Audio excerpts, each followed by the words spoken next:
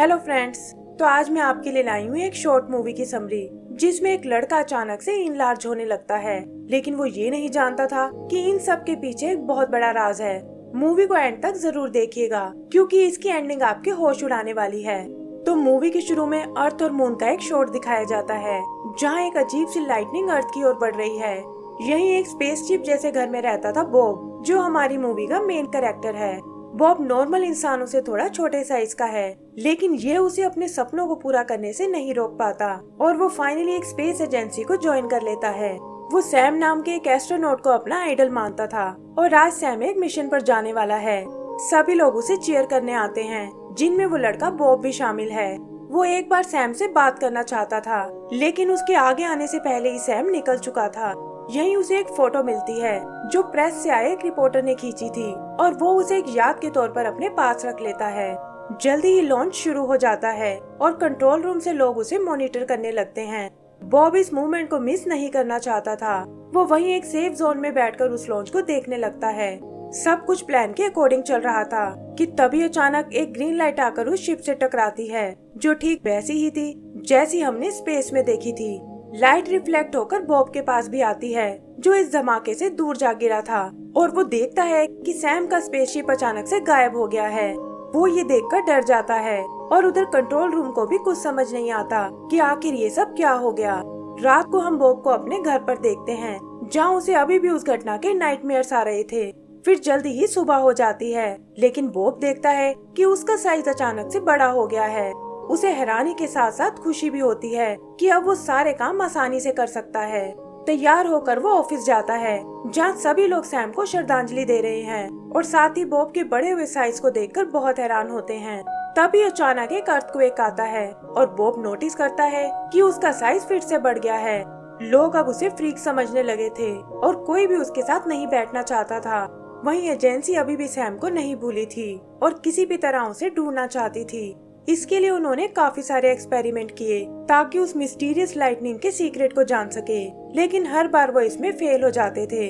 पर बॉब इतनी जल्दी हार नहीं मानना चाहता था।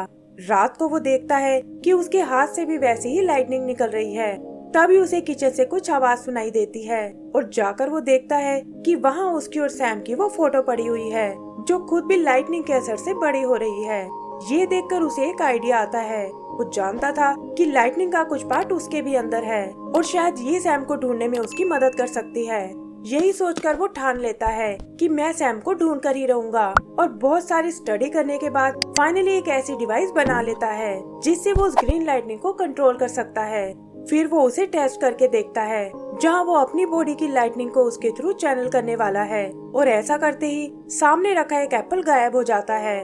बॉब अपनी कामयाबी से बहुत खुश होता है। वो इस बात की खबर अपने सीनियर्स को देता है और कहता है कि मैं अपनी थ्योरी को प्रूव कर सकता हूँ। सभी साइंटिस्ट ये देखने के लिए इकट्ठा हो जाते हैं कि आखिर एक जूनियर ने इस पजल को कैसे सॉल्व कर लिया। बॉब अपना डेमो शुरू करता है। वो सब हैरान थे कि बॉब की बॉडी से भी वैसी ही एनर्जी निकल रही है, लेकिन इससे पहले कि बॉब की मशीन काम कर पाए, उसका साइज अचानक से फिर बढ़ जाता है और वो उस मशीन को यूज नहीं कर पाता। सभी को लगता है कि शायद वो उनका टाइम वेस्ट कर रहा है और वो लोग निराश होकर वहाँ से चले जाते हैं। बॉब चाहकर भी उन्हें नहीं समझा पाता। उसे अपनी किस्मत पर बहुत गुस्सा आता है। तभी अचानक धरती फिर से कांपने लगती है और हम देखते हैं कि बॉब का साइज फिर से बढ़ गया है। वो अब बिल्डिंग तोड़कर बाहर आने लगा था। उसका सीनियर ये देखकर इमरजेंसी बटन दबाता है, लेकिन तब तक बहुत देर हो चुकी थी और एजेंसी की पूरी बिल्डिंग टूटकर नष्ट हो जाती है। सैम अब ऑफिशियली एक जायंट बन चुका था। वो कोई और प्रॉब्लम क्रिएट ना करे, इसीलिए उसे रोकने आर्मी आ जाती है। वो डिसाइड करते हैं कि सैम अब सिटी में रहने के लिए बिल्कुल लायक नहीं है और उससे इंसानों की जान को खतरा हो सकता है। इसीलिए आर्मी सिटी से बहुत दूर उसे एक आइलैंड पर छोड़ आती है, ताकि उसकी वजह से किसी को कोई प्रॉब्लम ना हो। बॉब भी अब उदास होकर वहीं बैठ जाता है, जिसके हाथ में उसकी और सैम की फोटो है। यही वो अपनी बनाई उस डिवाइस को देखता है, जिसमें अचानक से कुछ हलचल होने लगी है। तभी वो फिसलकर उसके हाथ से नीचे गिर जाती है और आसमान की ओर एक रे शूट करती है। ऐसा करते ही वहाँ बने पोर्टल से एक स्पेसशिप बाहर आती है, जो देखने में बहुत एडवांस लग रही थी, और इससे पहले कि बॉब को समझ पाए, वो एकदम उसके करीब आ जाती है। तभी स्पेसशिप का गेट खुलता है, जिससे एक एस्ट्रोनॉट निकलकर सीधा बॉब के पास आता है। बॉब देखता है कि ये तो उनका पुराना साथी सैम है और ये देखकर उसे बहुत हैरानी होती है।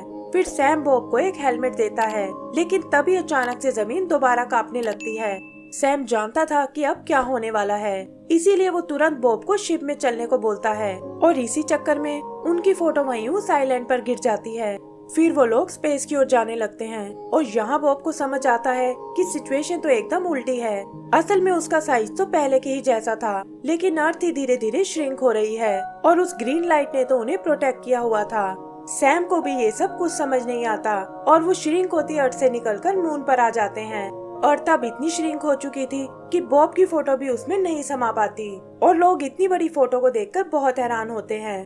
तभी वो लोग एक बड़े से एप्पल को आते हुए देखते हैं, जो वही एप्पल था जिस पर बॉब ने अपना एक्सपेरिमेंट किया था। लेकिन इससे पहले कि वो अर्थ से टकरा पाए, सैम आकर उसे पकड़ लेता है, जो मून से अर्थ को चेक करने आया था। फिर वो अर्थ को एक जार में बंद करता है और उसे मून पर बने अपने बेस में ले आता है, जहाँ बॉब इस नई लाइफ का एक्सपीरियंस ले रहा था। वो लोग अर्थ को एक मशीन में डाल देते हैं, जिसके बीचों बीच एक बल्ब लगा हुआ है और अर्थ सन की तरह उसके चक्कर लगाने लगती है। फिर सैम बॉब की तरफ हाथ बढ़ाता है और बॉब को यकीन नहीं होता कि वो स्पेस में अपने आइडल के साथ है।